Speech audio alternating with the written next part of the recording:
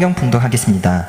로마서 12장 1절부터 2절 말씀입니다. 목사님의 그 간증이에요. 군대에 있을 때, 청년 때죠. 고참 미었을 때 쫄병이 하나 들어왔어요. 꼭 잠자리에 들기 전에 기도하고 자는데 몸을 계속 흔들고 기도하고 잠자리에 들어가는 거예요. 그러니까 고참을 봤었을 때 꼴불견이고 정말 그거 보는 게 벌써 사나웠어요. 저렇게 예수를 믿어야 되나 말이야. 이 쫄병이 들어와가지고 겁대가리 없이 말이야. 그 친구가 개인이 미워졌어요. 그러니까 이제 고참이다 보니까 뭐 기합도 주고 일도 더 많이 시키고, 미운 놈 떡 하나 주는 게 아니라 이 미운 놈 꼴밥 하나 더 주고 말해서 아주 구박하고 괴롭혔어요. 그렇게 하면 포기할 줄 알았는데 여전히 밤에 이제 지침 그러면 바로 엎드려서 몸을 흔들고 기도하고 잠자리 들어가는 거예요. 한 번은 이 고참이 이제 술이 잔뜩 취해가지고 진흙이 잔뜩 묻은 그 군화를 기도하고 있는다가 집어 던졌어요. 그리고 이제 술 취해서 잠을 이제 퍼져서 잠을 잤는데 새벽녘에 이제 목이 말라가지고 물을 마시려고 깨서 보니까 쫄병이 구두를 닦고 있는 거예요. 구두를 다. 그래서 어떻게 하나 가만히 이제 남녀 속에서 이렇게 쳐다보고 있으니까 군화를 깨끗이 닦은 후에 그거를 자기 침대에 있는 쪽에다가 가지런히 갖다 놓다라는 거야. 그래서 이제 고참이 생각하기를, 저 흔드는 기도가 가짜가 아니구나, 그 속에 정말 사랑이 있었구나 라고 생각을 했대요. 그래서 고참이 그 모습을 보고 이제 쫄병에 다가가서 사과를 하고 그 친구를 따라서 교회를 나가기 시작했는데 나중에는 목사가 됐다, 그런 말이에요. 그런 간증이다. 여러분, 기도한다는 것은 예배로서의 삶이지 않습니까? 군화를 닦아준다는 것은 삶으로서의 예배를 말하는 거예요. 여러분, 예배로서의 삶도 중요하지만 삶으로서의 예배도 중요하다는 거예요. 여러분, 예배로서의 삶이 중요합니까? 삶으로서의 예배가 중요한 겁니까? 이렇게 물어보는 것이 왜곡된 질문이죠. 우리는 예배로서의 삶도 중요하고 삶으로서의 예배도 우리 삶에서 중요하다, 그런 부분이에요. 뜨겁게 흔들면서 두 손 들고 입술을 넓게 부르짖어 기도하는 예배로서의 삶도 중요하지만 너를 위해서 나를 박대하고 나를 구박하고 나를 구타하는 그 영혼을 위해서 구두를 닦아주는 삶으로서의 예배도 중요하다고 생각하지 않습니까? 이제까지는 우리가 예배로서의 삶을 나누었다 그러면 오늘은 삶으로서 어떻게 우리를 이제 만들어갈 것인가, 그 은혜는 성경에서 어떻게 말씀하고 있는지를 생각해 보려고 하는데요. 자, 로마서는 1장에서 11장까지가 교리편이에요. 교리편. 12장 오늘 본문이죠. 12장부터 16장까지가 윤리적 실천장이에요. 첫 번째 교리편에서는 1장부터 11장까지는 뭐냐면 죄인인 우리가 의로우신 하나님과 어떻게 관계를 맺을 수 있는가의 중요한 주제를 가지고 사도 바울 선생이 로마에 있는 성도들에게 지금 말씀하고 있는 장면이거든요. 그런데 그에 대한 정답은 이거예요. 하나님이 우리의 죄를 위해서 보내주신 예수 그리스도를 믿음으로 말미암아서 죄사함을 받을 수 있고 의롭다함을 받을 수 있고 하나님의 자녀가 된다는 거예요. 그러면 의롭다함을 받은 우리, 하나님의 자녀가 된 우리, 제사함을 받은 우리가, 천국의 시민권이 된 우리가 이제 의로우신 하나님 앞에서 어떻게 살아야 될 것인가 라는 것을 얘기하고 있는 것이 12장부터 16장 마지막 장까지 그 말씀을 계속하면서 어떻게 우리가 하나님 앞에서, 하나님의 자녀인데 이제는 제사함을 받은 존재인데 하나님 앞에 죄가 하나도 없는 자로 칭의 법정적 선포를 받은 자인데 천국의 시민권을 가진 자로서 어떻게 하나님 앞에서 올바로 살아가야 되겠는가를 12장 첫 구절부터 얘기하고 있다, 그런 말이에요. 여러분, 이에 대한 답변을 12장에서 보면은 보십시오. 11장까지 교리적인 부분이라 그러면 12장에서 이제 어떻게 살아야 되는가에 대한 윤리적 실천 부분을 얘기하고 있는데 12장 1절을 한번 보세요. 12장 1절. 그러므로, 이게 중요해요. 그러므로 우리는 어떻게 살아야 되느냐는 거예요. 여러분, 그런 고민과 갈등, 그런 깊은 기도의 자리에 들어가 본 적이 있습니까? 하나님, 나는 당신의 자녀입니다. 나는 하나님 앞에서 의롭다고 칭함을 받았습니다. 나는 제사함을 받은 존재예요. 그렇다면 어떻게 살아야 될까요? 그러므로 어떻게 살아가야 되겠습니까? 라고 지금 이제 10장 1절에 말씀하고 있는 거죠. 여러분, 우리가 이 세상을 본받지 않고 이 세상을 변화시키려고 그러면 어떻게 살아야 될까요? 거칠고 험하고 악하고 음란하고 이 더러운 세상 속에서 세속에 물들어 찌들지 않고 더럽혀지지 않는 존재로서 우리는 어떻게 살아야 되느냐는 것을 그러므로 이렇게 말씀하고 있는 것이에요. 자, 첫째로 한번 따라해 볼까요? 시작. 몸을 산제물로 드려라. 우리 다 같이 큰 목소리로 시작. 몸을 산제물로 드려라. 성경 기절 한번 읽어볼까요? 시작. 그러므로 형제들아, 내가 하나님의 모든 자비하심으로 너희를 권하오니 너희 몸을 하나님이 기뻐하시는 거룩한 산제물로 드리라. 이는 너희가 드릴 영적 예배니라. 아멘. 그랬을 때 너희 몸을 하나님이 기뻐하시는 산제물로, 그러니까 우리의 몸을 하나님이 기뻐하시는 산제물로 드려야 된다는 거예요. 그럼 여기 몸만을 얘기하는 걸까요? 그렇지 않아요. 우리의 모든 이제 전 존재, 우리의 어떤 삶과 인격을 전부 하나님 앞에 산제물로 올려드리라, 그렇게 말씀하고 있는 것을 우리가 발견할 수 있어요. 여러분, 교회 다니면서 여러분들도 많이 듣고 저도 많이 질문을 당하는 것이 있다. 그러면 뭐냐면, 술을 마시면 안 될까요? 이런 거예요. 담배 피우면 안 됩니까? 그런 말이거든요. 대충 그런 질문을 하는 사람은 술 한잔 하고 싶고 담배 한 꼬치 피우고 싶다, 이제 그를 의미해서 이제 도전하는 얘기인데, 저는 담배와 술을 피워야 되는가 마셔야 되는가, 그건 중요한 것이 아니라고 생각을 해요. 우리의 몸을 어떻게 사용하는가가 더 중요하지 않을까요?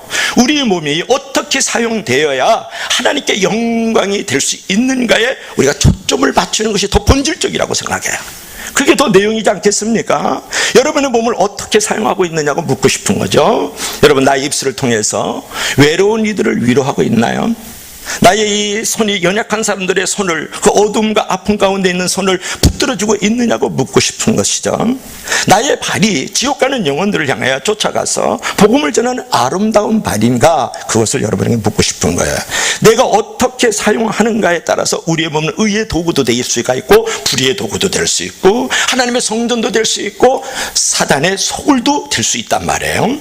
그래서 성경은 말씀하기를, 고린도서 6장 19절에 우리 다 같이 한번 읽어봅시다. 시작. 너희 몸은 너희가 하나님께로부터 받은 너희 가운데 계신 성령의 전인 줄 알지 못하느냐. 너희는 너희 자신의 것이 아니라 값으로 산 것이 되었으니 그런즉 너희 몸으로 하나님께 영광을 돌리라. 아멘. 참 중요한 부분 아닙니까, 여러분? 너희 몸은 하나님께로 받은 바 너희 가운데 계신 무슨 집이라? 성령의 전인 줄 알지 못하는 예수님의 집이라는 거예요. 하나님의 집이라는 거예요. 성령님께서 인격적으로 와 계시는 집이라는 거예요. 그리고 너희는 너희 것이 아니라는 거예요. 이제는 무엇이라고요? 예수 그리스도께서 십자가의 핏값으로 지불하여 주셔서 여러분을 죄 가운데 건져 주셨기 때문에 우리는 우리의 것이 아니라, 내 것이 아니라 누구의 것이라? 하나님의 것이니까 너희 몸을 누구에게? 하나님께 영광을 돌리라, 그렇게 말씀했어요. 내 안에 누가 계신다고요? 하나님이 계시는 집이에요. 이놈이, 이게 움직이는 이게 집이라고요. 하나님이 계셔요. 예수님이 계셔요. 성령님이 계셔요. 그럼 불 떼야 되겠어요? 내 몸에다가 독을 부어야 되겠어요? 이제 우리가 쉽게 생각할 수 있는 거죠. 그렇지 않습니까? 그리고 나는 이제 내 것이 아니에요. 누구예요? 하나님의 것이에요. 그럼 하나님이 주인이잖아요. 하나님의 영광을 위해서 살아야 되지 않겠어요? 오늘날 현대인들은 얼마나 자신들의 몸을 죄악의 도구로, 불의의 병기로 사단 앞에 내어놓고 사는지 몰라요. 중독, 핸드폰 중독. 핸드폰이 내 안에, 내가 핸드폰 안에 들어가 있잖아요. 도박 중독, 마약 중독, 무절제한 성적 타락, 미움, 증오 또는 횡령, 도둑질, 이런 것들에 매우 익숙해 있잖아요. 여러분, 1절에서 뭐라 그러냐면 드리라 라는 말씀을 하고 있어요. 너희 몸을 거룩한 산제물로 드리라, 그렇게 말씀을 했거든요. 자, 드리라는 것은 뭐냐면 구약시대의 제사장들이 제물을 하나님께 드린다고 할 때 사용되던 단어거든요. 하나님이 기뻐하시는 거룩한 산제물로 드려야 돼. 드리더라도 거룩한 제물로 드려야 된단 말이에요. 이 거룩함이라는 것은 뭐냐면 구별되어진다, 그런 뜻을 갖고 있어요. 그래서 하나님의 영광을 위해서, 하나님의 복음을 위해서 여러분의 몸을 구별되어져 가지고 하나님의 영광과 하나님의 목적을 위해서 드릴 수 있는 신앙의 고백이 있어야 그것이 바로 마땅한 예배요, 합당한 예배요, 영적 예배라는 거예요. 여러분, 저와 여러분들은 몸이 구별되었다고 하나님의 영광을 위해서, 하나님의 목적을 위해서 고백할 수 있습니까? 거룩한 복음을 위해서, 하나님의 영광을 위해서 나의 몸이 사용되어지고 있다라고 고백을 할 수 있겠느냐는 거예요. 내 입술이, 내 손과 발이, 내 돈과 재물이, 내 시간과 건강이, 내 존재가 다 하나님의 사용하는 도구가 되고 있느냐는 거예요. 내 부르신 그곳에서 나는 예배자가 되고 있느냐고 청년들이 찬양하지 않았어요? 내 어떤 상황에서도 나는 예배자가 되어야 된다고 오늘 청년들이 찬양하지 않았습니까? 부르신 그곳에서 나는 예배자가 되어야 되고, 어떤 상황에도 나는 예배자가 된다는 것, 삶으로서 예배를 말하는 것 아닐까요? 여기서 특별히 산 제물로 드리라 그랬어요. 구약시대에는 지난번에 우리가 그림을 보았습니다마는 제단 위에 제물을 올려놓을 때 반드시 각을 떴어요. 그러니까 껍질을 벗긴 다음에 칼을 그어서 내장을 끄집어내고 팔, 다리, 목 다 치는 거야. 그래서 번제단 위에다 딱 올려놓으면 그걸 불을 태워요. 그러면 그 향기가 이제 하나님께 올라가요. 하나님께서 그것을 흠향하시는 것을 갖다가 우리가 제물을 드렸다, 그렇게 얘기를 하는 거예요. 그렇다면 그 제물이 살았습니까? 죽었습니까? 죽은 제물이잖아요. 피 흘리는 제물이 오직 하나님만을 위해서 하나님께 사용되도록 바쳐지는 것이에요. 오늘날 우리를 말하는 것 아닐까요? 자기를 부인하는 것이 나를 죽이는 거야. 살아있는 제물이니까. 자기를 희생하는 것이 바로 하나님 앞에 제물로 올려드리는 거예요. 자기를 온 마음과 뜻과 정성을 다해서 드리는 것이 바로 하나님 앞에 제물을 올려드리는 거거든요. 그렇다면 우리 역시 살아있는 제물로 우리의 전 존재를, 우리의 생애 전체를 주님 앞에 바칠 수 있는가는 것을 우리가 이제 고백할 줄 알아야 되지 않겠습니까? 그러므로 거룩한 몸으로 너희들의 전 존재와 삶을 하나님 앞에 드리라고 오늘 사도 바울이 우리에게 지금 말씀을 선포하고 있는 거거든요. 이것이 바로 영적 예배라 그랬어요. 영적 예배는 우리나라 말로 쉽게 얘기하면 합당한 예배다, 그런 말이죠. 이것이 바로 영적 예배다, 마땅한 예배다, 그런 것을. 그러니까 우리가 예배로서의 삶에서도 성공을 해야 되지만 우리의 삶의 현장에서 부르신 그곳에서 어떤 상황에도 내가 밟고 있는 그 땅에서 내가 전 존재로 삶과 인격으로 하나님 앞에 올려드릴 때 마땅한 예배다, 그런 말이에요. 합당한 예배다, 그런 말이에요. 이게 바로 영적 예배다라고 오늘 사도 바울이 얘기하는 줄로 믿을 수 있기를 바랍니다. 자, 두 번째로는 한번 읽어볼까요? 시작. 마음을 새롭게 하라. 너희는 이 세대를 본받지 말고 오직 마음을 새롭게 함으로 변화를 받아 하나님의 선하시고 기뻐하시고 온전한 뜻이 무엇인지를 분별하도록 하라 그랬죠. 본받지 말고 변화를 받아라. 무엇을 위해서? 마음을 새롭게 하기 위해서. 여러분, 오늘 사도 바울이 먼저 로마에 있는 성도들에게 첫째로는 몸을 드리라 그랬지 않습니까? 우리들에게도 말씀하는 거예요. 우리의 몸을 거룩하게 구별해 하나님의 영광과 그분의 목적을 위해서 드릴 수 있어야 된다. 전 존재를 드릴 수 있어야 된다. 그렇게 강조를 했지만 그 몸을 지배하는 것이 무엇입니까? 그 몸을 지배하는 것은 우리의 마음이잖아요. 차가 기름이 빵빵해야 바퀴도 잘 이제 새거로 바깥 꼈어요. 그리고 아주 외장도 잘 해놨어요. 중요한 것은 엔진이 돌아가고 핸들을 조종해야만 차가 갈 수 있는 거거든요. 마찬가지예요. 우리가 몸을 거룩하게 구별해서 하나님 앞에 그분의 영광과 그분의 목적을 드리기 위해서는 내 안에 운전대가 있어야 되잖아요. 내 안에 엔진이 뭐예요? 그게 마음입니다. 그래서 그 몸을 지배하는 것은 마음이기 때문에 따라서 우리의 몸이 하나님이 기뻐하시는 도구로 사용되려고 그러면 마음을 새롭게 하라고 말씀했어요. 여러분, 마음을 새롭게 하기 위해서는 어떻게 해야 될까요? 오늘 사도 바울이 우리에게 교훈을 하고 있는 것은 본받지 말라. 무엇을? 이 세상을 본받지 말라. 새벽에 나오는데 저는 나오면서 한 4장 5장을 읽어요. 골로새서를 읽었는데 골로새서의 말씀에서 초등학문은 철학과 그 속임수를 맛보지도 말고 붙들지도 말라는 거야. 그 말이 와서 팍 닿았어요. 그런 것 아닐까요? 이 세대를 본받지 말아야 돼요. 그래야 마음이 새로워지는 거예요. 또 한 가지 뭐냐면 또 변화를 받아야 된다는 거예요. 그것으로 끝나는 것은 아니고 변화를 받아야 마음이 새롭게 된다고 말씀하고 있거든요. 그러니까 본받지 말라는 말은 멀리하라, 그런 말이에요. 또 변화를 받아라는 것은 뭐예요? 가까이 하라, 그런 말이에요. 무슨 의미일까요? 내가 먹집에 들락날락하면 검댕이를 묻히는 거잖아요. 내가 꽃집을 들락날락하면 어떻습니까? 내가 향기를 묻힐 수 있는 존재가 된다, 그런 말이에요. 그래서 내가 본받지 않기 위해서는 멀리 해야 될 것이 무엇인가를 먼저 생각해야 돼. 그래야 마음이 새로워지기 시작하는 거예요. 그렇지 않습니까? 또 내가 마음이 새로워지기 위해서는 나를 변화시킬 수 있는 것을 가까이 해야 돼요. 여러분을 가까이 하는 것이 여러분이에요. 내가 마약을 가까이 한다? 그럼 당신은 중독자예요. 당신은 동양화를 많이 벌고 있다? 그러면 당신은 도박을 하는 사람이 되겠죠. 그렇지 않겠습니까? 그래서 여러분들께서 이 변화를 가져올 수 있는 것은 하루아침에 오는 것은 아니거든요. 어떻게 우리가 변화가 될 수가 있겠어요? 어떻게 멀리할 수 있는 건 멀리하고 가까이 하는 것은 가까이 할 수 있겠어요? 오늘 나를 돌아보면, 지난날 나를 돌아보면 정말 나에 대해서는 실망할 수밖에, 절망할 수밖에 없는 그 많은 생각과 행동들이 있지만, 그럼에도 불구하고 나는 마침내 하나님의 어떤 은혜와 자비로 말미암아서 변화될 수 있음을 믿을 수 있기를 바랍니다. 반드시 점진적 변화가 우리에게 일어나는 거예요. 자, 물리적 변화가 하나 있습니다. 물리적 변화는 뭐냐면 예수 그리스도를 믿음으로 난 하나님의 자녀가 됐어요. 그리고 나는 죄 없는 자로 선포됨이 돼 있다고요. 그리고 나는 지옥의 백성이 아니라 천국의 시민권을 가진 자예요. 이게 물리적 변화예요. 정확히 예수를 믿으면, 그럼 예수를 믿은 다음에 나는 하나님의 자녀로서, 나는 정말 제사함을 받은 자로 천국의 시민권을 가진 존재로서 그런 어떤 덕 있는 사람으로 살아가느냐.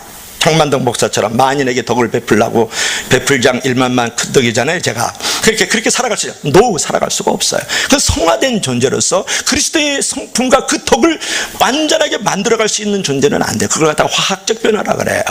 내가 물리적 변화는 금방 돼. 예수 그리스도를 믿음으로 나는 영생을 얻었어요. 천국에 가요. 하나님의 자녀고 나는 거듭났어요. 그리고 나는 천국의 시민권을 가지고 있단 말이에요. 그렇잖아요. 그렇지만 나는 그런 사람답게 살지 못해요. 내가 예수님처럼 살 수 있습니까? 여러분, 말씀 1.1익도 어기지 않고 살아갈 수 있느냐는 거예요. 그런 성품, 그런 덕목, 그런 또 성화된 삶은 우리에게 금방 이루어지지 않아요. 그것은 점진적 변화로서, 화학적 변화로서 천천히 이루어질 수 있어요. 그러면 그것을 이루어가기 위해서 우리가 어떻게 변화를 가져올 수 있을까요? 여기 변화를 받으라는 말은 수동태로 쓰여졌거든요. 수동태라는 것은 뭐냐면 변화의 조건을 형성하기만 하면 변화가 가능하다는 거예요. 나를 세속화시키고 타락화시키고 나를 음란하게 만들고 하나님 앞에서 버려진 존재로 살아가도록 하는 모든 것들은 본받지 말고 멀리 해야 돼요. 그리고 나를 정말 하나님의 자녀답게, 천국 백성답게, 교인답게 살아갈 수 있는 것은 변화를 받으라 생각. 그래서 가까이, 또 가까이, 더 가까이 해야 돼요. 그 소극적으로 말하면 우리의 마음이 부패될 수 있는 사람이나 사건이나 상황을 멀리 해야 돼요. 가까이면 더럽혀지잖아요. 음란해지잖아요.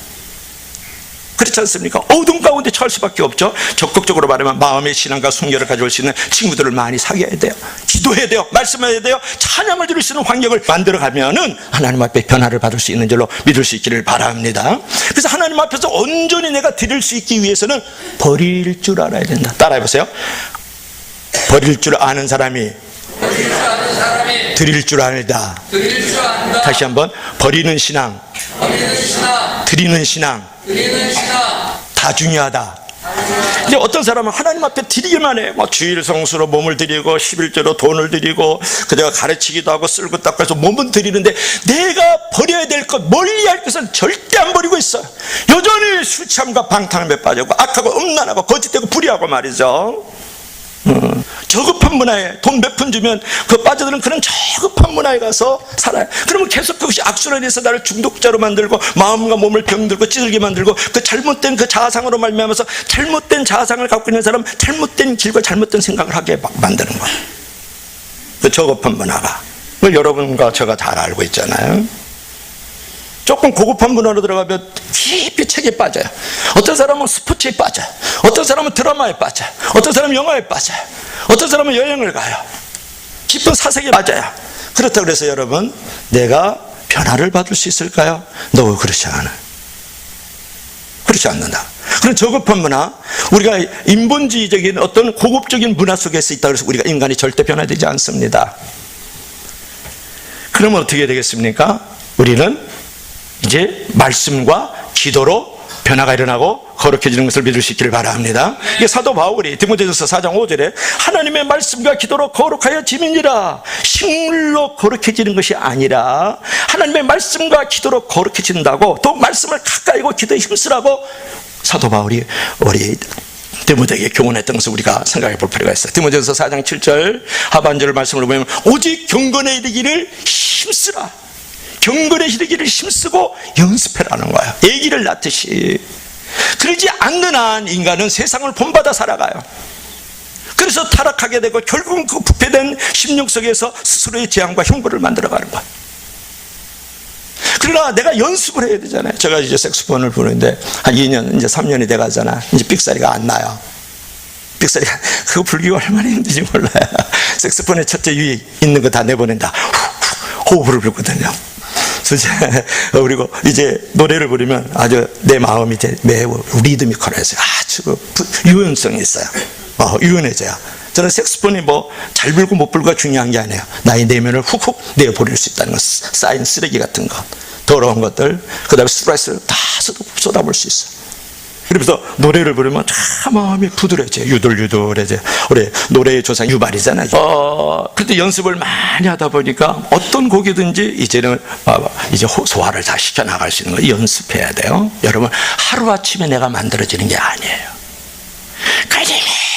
있는 기도, 이 메인 스타디움 그 경기장을 돌고 또 돌고 또 돌고 걷고 또 걷고 또 뛰고 또 뛰고 또 안고 또 안고 하듯이 말이죠. 계속해서 내가 기도와 말씀으로서 경건에 이르기를 연습해야지만 내가 변화를 가져올 수 있는 것이다. 그런 부분이에요.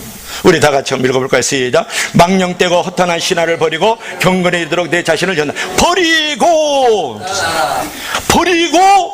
드릴 줄 알아야 된다, 그런 말이에요. 여러분, 포도나무가 있어요. 가지가 이렇게 있습니다. 그러면 포도나무가 이제 붙어있는 게 가지입니다. 이렇게 가지가 이렇게 붙어있을 때 이 가지가 튼실한 열매, 탐스러운 열매, 향기로운 열매, 아주 향기로운 열매가 되기 위해서는 가지를 먼저 쳐야 돼요. 가지를 먼저 쳐야 된다니까요.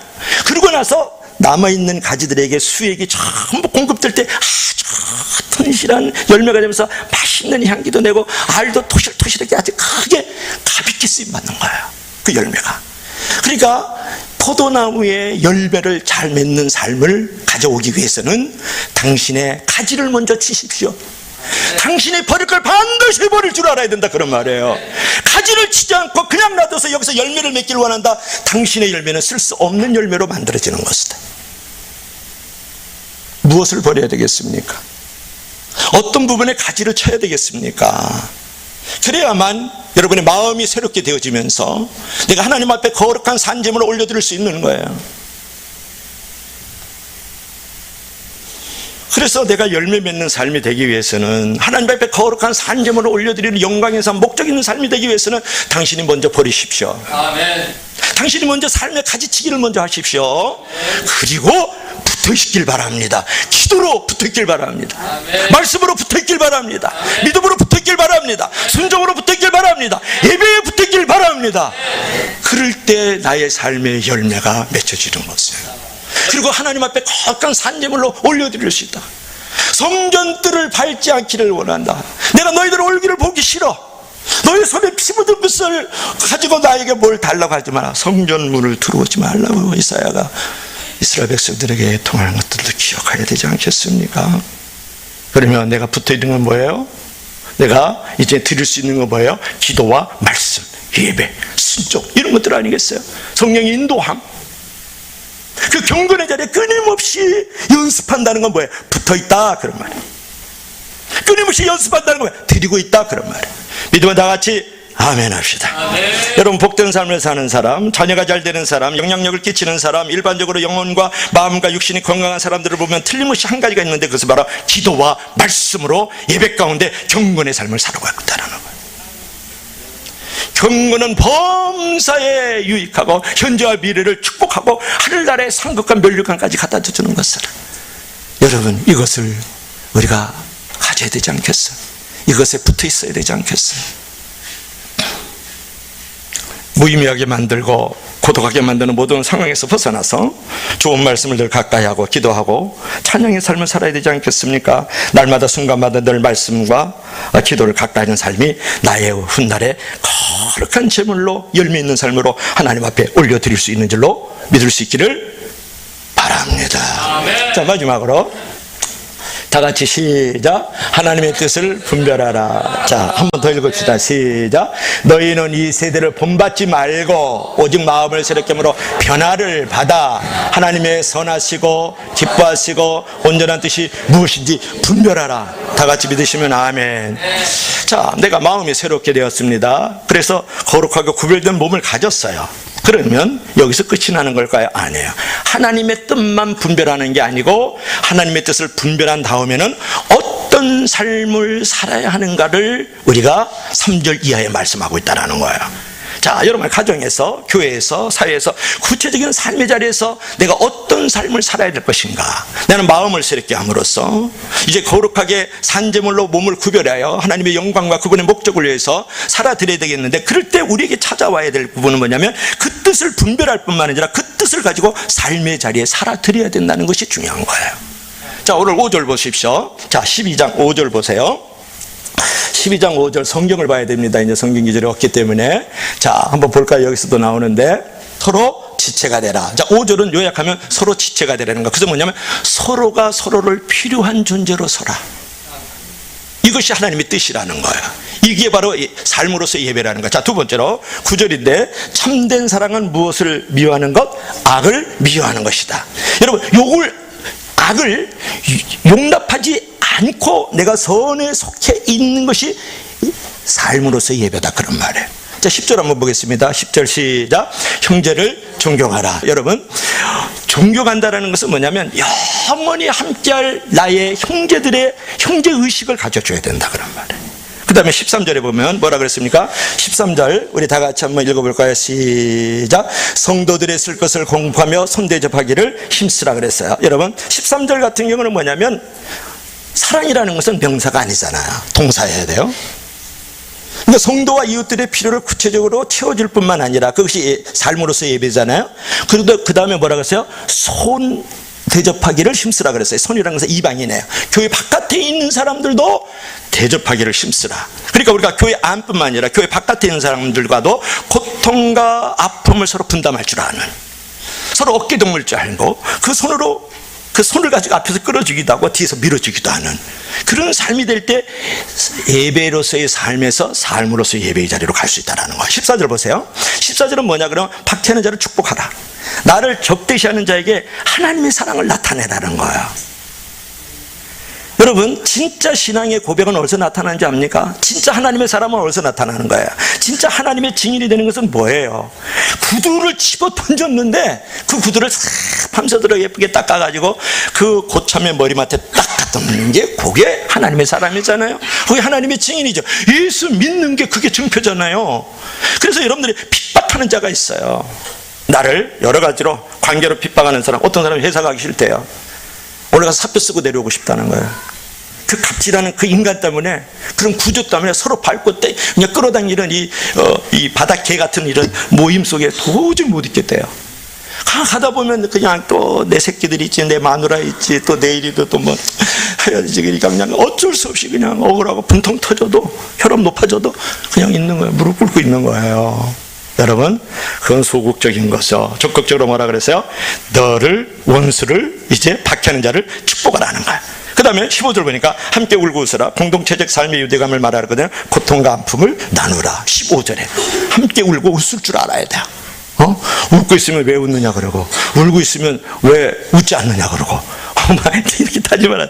그 다음 20절에 보니까 뭐라 했어요? 20절 중요한 기절에. 자, 12장 20절, 21절 자, 내 원수가 줄이거든 먹이고 목마르지거든 마시게 하라. 그리함으로 내가 숯불을 그 머리에 쌓아놓으리라. 악에게 지지 말고 손을 하라.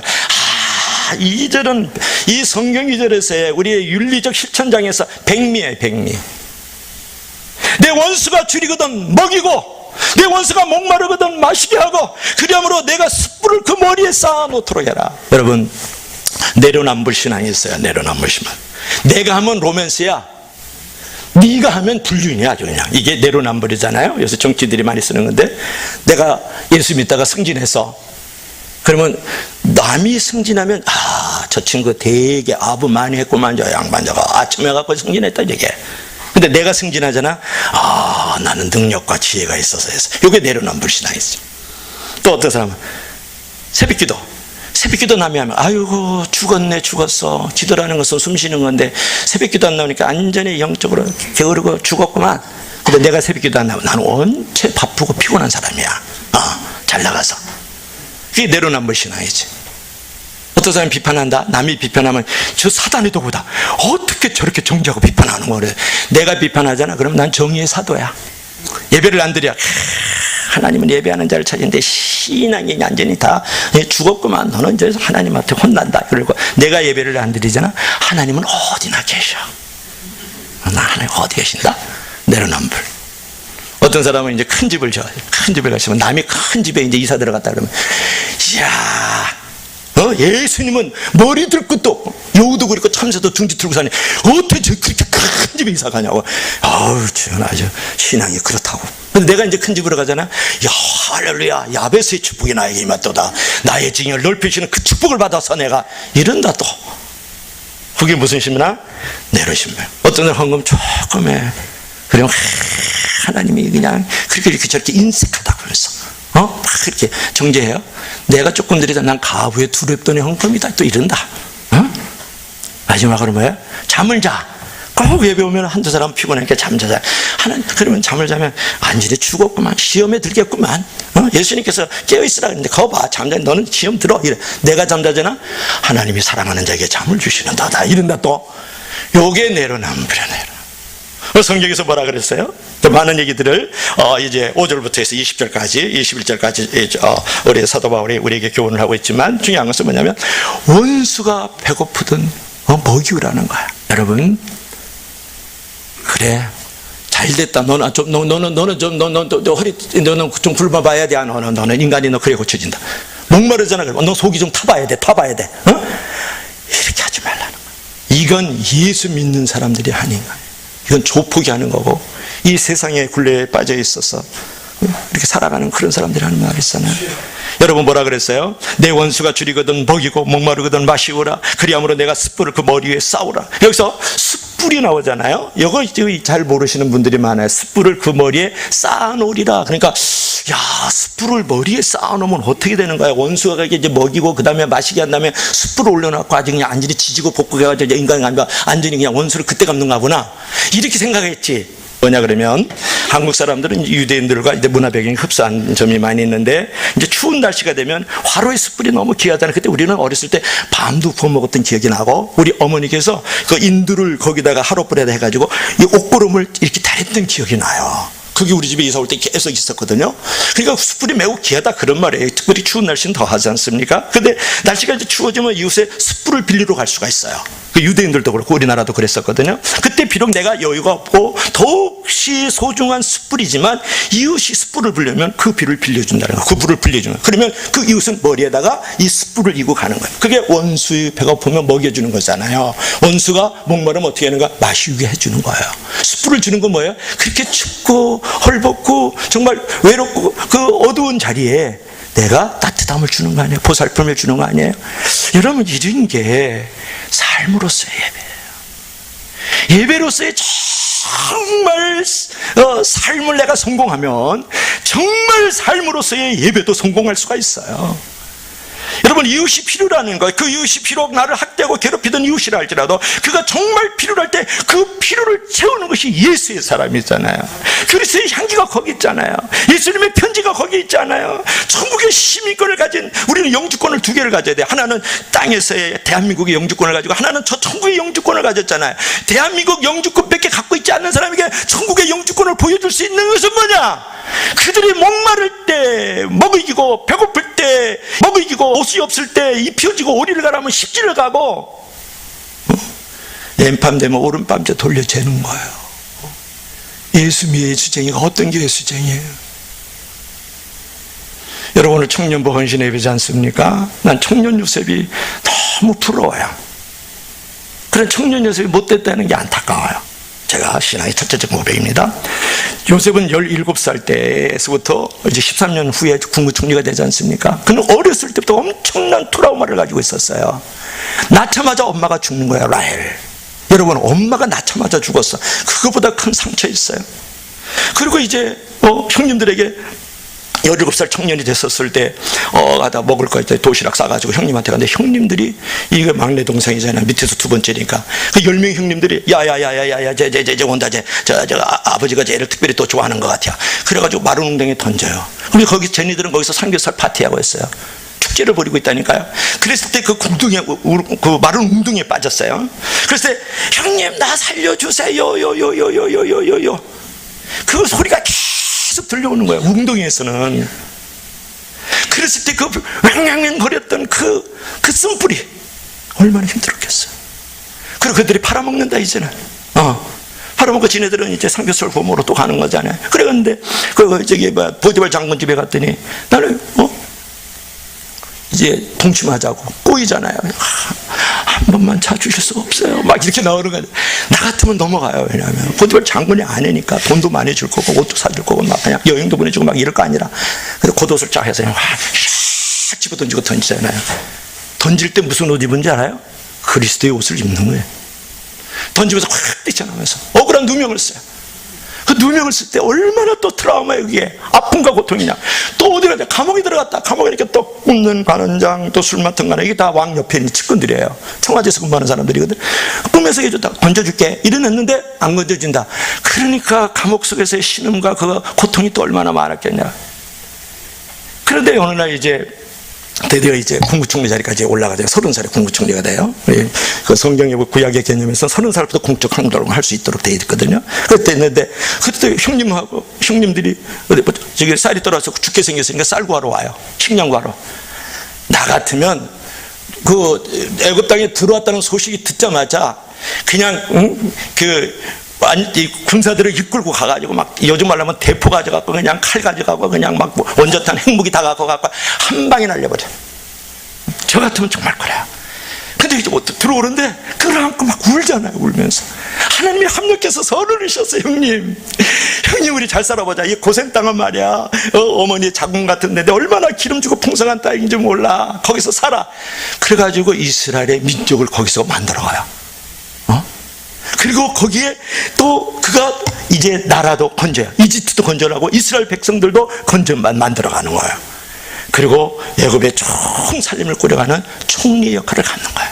여러분 이런 거예요. 자, 성경 한번 볼래요? 이거 읽어봅시다. 시작. 내 원수가 줄이게든 먹이고 목마르든 마시게 하라. 그리하므로 내가 숯불을 그 머리에 쌓아놓으라 그랬는데, 이것은 뭐냐면 잠언 25장 21절의 말씀이거든요. 내 원수가 배고프든 식물을 먹이고 목말르거든 마시오라. 그리하면 핀 숯으로 그의 머리에 놓는 것과 일반이요 여호와께서 내게 상을 주시리라. 이게 바로 잠언 25장 21절을 사도 바울이 구약을 다 애우는 사람이니까 그거를 인용한 거예요.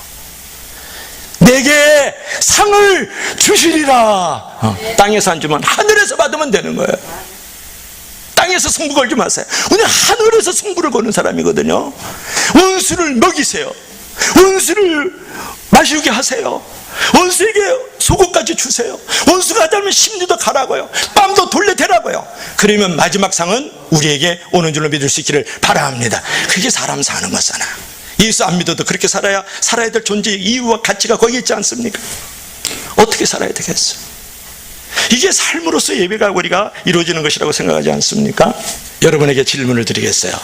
여러분, 교회 안에서만 아니라 세상 속의 불신자들을 향해서 하나님께서 우리에게 주신 그 사랑을 어떻게든 행동으로 나타내야 될 것인가에 대해서 늘 질문해야 돼요.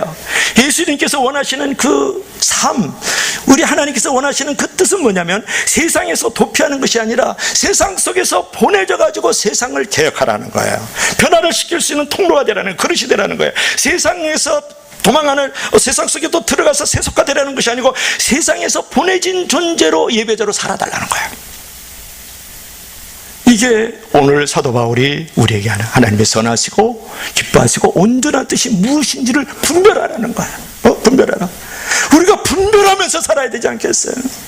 삶으로서 예배가 있어야 되지 않겠느냐, 그런 말이에요. 세상에서 내가 세상에 던져진 존재지만 세상에서 던져진 존재로 살지 말고 세상에 보내진 존재로 살아야 된다, 그 말이에요. 우리가 던져진 존재입니까? 우리는 보내진 존재입니까? 라는 묻고 있습니다. 여러분, 질문 하나 더 드릴까요? 순교가 어려울까요? 날마다 순종하는 삶이 어려울까요? 죽어진 재물은 쉬워요. 살아있는 재물은 어렵다니까요.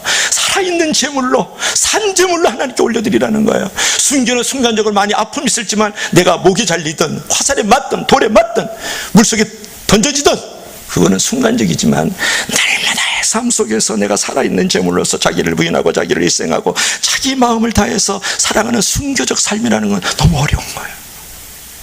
제가 너무 가혹하다고 생각하지 않습니까? 제가 너무 잔인하지 않습니까? 목사님, 우리의 삶의 자리 당신 내려와 봤습니까? 우리 직장에 와 보셨어요? 내가 사모하는 사람 거룩해 와 봤냐고요? 내 자식을 키우는데 당신이 한번 들여다봤습니까? 라고 얘기를 할 수 있지만, 오늘 그래도 하나님께서 우리에게 원하시는 것은 그럼에도 불구하고 in spite of nevertheless, 그럼에도 불구하는 것은 뭐냐면 순간적인 삶의 순교가 중요한 것이 아니고 날마다 순종하는 삶의 순교를 원하시는 이 사도 바울, 이것이 바로 하나님의 뜻인 줄로 믿을 수 있기를 바랍니다. 매 순간 매 시간 매일 매월 매년 하나님의 뜻을 살다가 뭐 빈들이든 초막이든 궁궐이든 뭐 대궐이든 높은 자리든 낮은 자리든 뭐 병든 자리든 건강한 자리든 상관없어요. 날마다 삶의 자리에서 내가 순종하면서 순교의 자리를 가다가 하나님 앞에 구별되어져서 거룩한 제물로 하나님의 영광과 그 목적을 위해서 쓰여지다가 죽으면 천국 가는 거예요. 무엇을 더 원하세요? 무엇을 더 원하시다고 묻는 거예요. 그러면 내가 왜 그렇게 살아야 되겠습니까? 목사님, 예수를 믿어도 꼭 그렇게 살아야 되겠어요? 우리는 그렇게 살아봐야 될 수밖에 없는 존재예요. 빚진 자예요. 하나님이 세상을 이처럼 사랑하사 독생자를 주셨으니 누구든지 저를 믿는 자마다 멸망치 않고 구원을 얻으리라. 하나님이 이처럼 사랑해 주셨거든요. 십자가에서 당신의 목숨을 내어주시면서까지 우리를 구원하여 주시고 건져주셨단 말이에요. 하나님의 사랑이 거기에 나타나 있잖아요. 그래서 우리는 사랑의 채무자예요. 그래서 나는 그 사랑을 살아가야 돼요. 그래서 요한복음 3장 16절에서는 하나님의 사랑의 빚진 자로서 내가 변지하는 마음을 가지고 살아줘야 되겠다. 만분의 한 가지라도. 그 다음에 요한 1서 3장 16절 읽어봐요. 이것만 시작. 그가 우리를 위하여 목숨을 버리셨으니 우리가 이로써 사랑을 알고 우리도 형제들을 위하여 목숨을 버리는 것이 마땅함이 아니라, 하나님 당신께서 영광의 보좌를 버리시고 낮고 천한 이 땅에 오셔서 당신의 목숨을 버리셨어요. 던져버렸다고요. 하나님 당신이 나를 위해 십자가에 달려 죽으셨다니까요. 그러면 우리가 목숨을 버리시는 하나님을 본받아서 우리가 이로써 사랑을 알고 우리가 형제를 위해서 목숨을 버리는 것이 마땅하지 않을까? 여러분, 그런 삶을 사세요. 우리끼리도 그렇게 살아야 되고 저 바깥에 있는 사람끼리도 그렇게 살아가야 되는 거예요. 이것이 예배로서의 삶에서 삶으로서 예배의 현장으로 나아가는 모습이 아닐까, 이제 그런 것이죠. 우리 주님께서도 겟세마네 동산에서 아버지여 내 뜻대로 마옵시고 아버지의 뜻대로 되기를 원하나이다. 땀방울에 핏방울이 들어가면서 아버지의 뜻을 분별하면서 결국 십자가에 매달리시는 거예요. 그렇다면 우리들은 그 정도까지 우리 아픔과 고통은 없지 않겠습니까? 그러면 어떻게 되겠습니까? 우리들도 예수님을 본받아서 하나님의 뜻을 이 땅 위에 이루어갈 수 있도록 순종하는 삶, 믿음의 삶이 필요하다. 오늘 결론 맺습니다. 우리는 이 세상을 본받는 유혹에서 승리하고 거룩한 산절모를 드리고 하나님의 뜻으로 살자. 이것이 바로 삶으로서의 예배인 줄로 믿습니다.